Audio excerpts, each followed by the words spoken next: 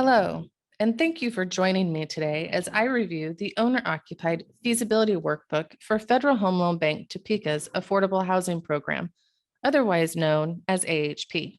The primary focus of this video is to give you an overview of the feasibility guidelines that are listed in our implementation plan, also known as the AHP IP. We'll also cover the feasibility workbook and how to complete the specific information for your application. First, let's cover the feasibility guidelines listed in the implementation plan. First, let's cover the feasibility guidelines. The AHP IP includes a table of contents where you can select a link that will take you to the specific exhibit you would like to review. The feasibility guidelines are within Exhibit A and Exhibit B. Take notice that the exhibits are specific to rental applications or owner-occupied applications. As a side note, owner-occupied applications are also known as homeownership applications within AHP Online. These two phrases can be used interchangeably. Okay, so back to the exhibits. Because the link and the table of contents will take you to the first page of the exhibit, you'll want to scroll down to the owner-occupied section. Exhibit A will review the cost guidelines for your application. And if you are awarded a subsidy, you will be required to follow these guidelines for the entire length of your project. Let's cover the information that's provided in Exhibit A. You can see for down payment assistant applications, developer fee and contractor fees are not permitted. Although they are not permitted, we assume if the project is building a new construction unit, these type of fees would be included in the purchase price of the home and not separated out on the closing disclosure. The other fees listed within Exhibit A are homebuyer education fee and sponsor fee. The homebuyer education fee cannot exceed $500 per unit, and the sponsor fee cannot exceed $500 per unit for a down payment assistance project. However, for rehabilitation, new in 2022, we have increased the amount of sponsor fee available.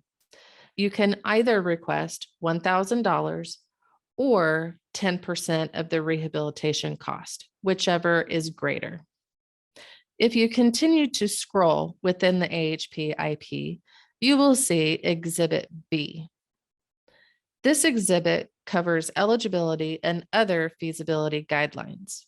For owner-occupied projects, these are typically feasibility guidelines that are market-driven, such as loan terms, mortgage rates, lender and discount fees, as well as front ratio guideline for down payment assistant applications, as well as below market rate applications.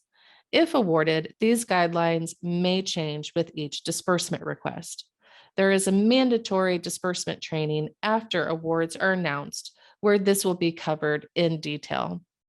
You may have heard me mention below market rate applications. These are applications which are still considered down payment assistant applications. However, this is where the sponsor is the lender of the mortgage and is offering the home buyer a below market interest rate. Below market interest rate is defined in Exhibit E of the AHP IP for your convenience. They do require a different feasibility workbook be completed, which will be covered in a training video on the website. Now that we've covered the feasibility guidelines, let's review how to complete a feasibility workbook. Make sure that you are on the AHP application tab. Make sure you download the file, because if it opens in a browser, some of the formulas may not work as expected. All project types should start with and complete the Start Here tab. This tab will assist you in determining which feasibility workbook to complete. The application name will auto-populate from the feasibility tab, which is completed. The only thing to do on this particular tab is to select the application type.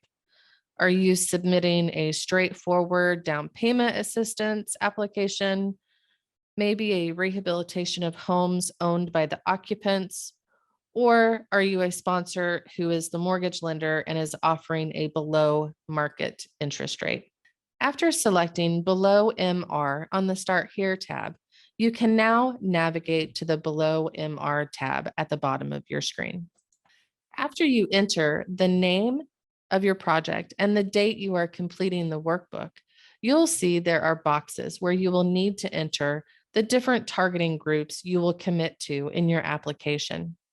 Please make sure the total number of units you enter here matches the total number of units entered in the application. If they do not match, the feasibility workbook will not be uploaded. As I mentioned at the start of this video, this feasibility workbook should only be completed when the sponsor is the mortgage lender and they are offering a below market interest rate. Typically, we've seen this with Habitat for Humanities or other self-help groups.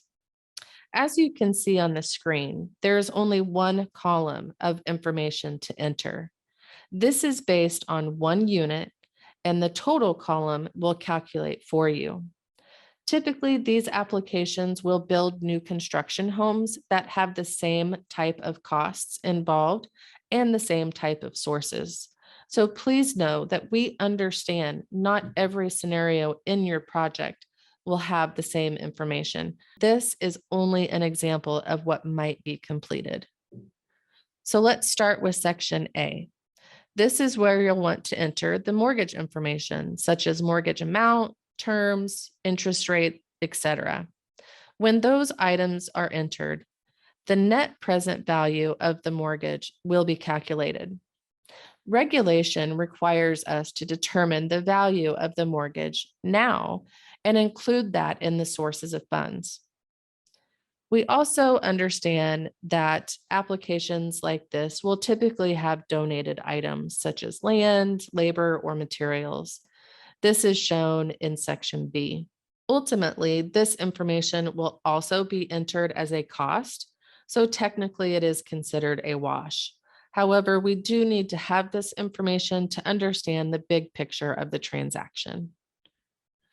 Lastly, section C covers other sources of funds, homebuyer down payment, other second mortgages, or possibly even other grants, as well as donation and fundraising that might be included to help the building of the home. At this point, when completing the feasibility workbook, the AHP gap, otherwise known as the need for subsidy, will be red. This is because we still have to enter the project costs. Because these types of projects are typically new construction, we have several line items for costs that will be involved with the construction. If the project will be a purchase of existing property, you can enter the normal purchase price information in section G, where the blue cells are located. Just be sure to identify that in the line item and then use the explanation at the bottom of the workbook. The remaining items in this section are what you would typically find on a closing disclosure. Sponsor fees, home buyer counseling fees, if you are charging any of them, as well as other closing costs and prepaids. After this information is entered, you will see the remaining AHP gap, also known as the need for subsidy. It should no longer be red, and it will indicate the subsidy per unit and the total AHP subsidy that you should be requesting. We are not concerned if the numbers are not an even amount, such as 25,000 or 500,000. However, if you are concerned about that, there is a way that you can adjust the AHP gap. You could increase or decrease the amount of fundraising or donations, for example. Again, we do understand that this is just a sample of what might be completed, so the numbers will be allowed to change if your application is awarded. Having said that, the amount of total subsidy requested may not be able to be an even amount due to the rounding issues within the workbook. I will say though, for scoring purposes, we will be reviewing the subsidy per unit because that is the number that adjusts your score. That number should be your main concern. Thank you for watching this video on the below market rate feasibility workbook. If you have any questions about the guidelines, please visit the AHP website. Click on the application tab where the current implementation plan can be found along with other valuable resources. Please reach out to us with any questions that you have, or if you're having trouble uploading the feasibility workbook. Thank you and have a great day.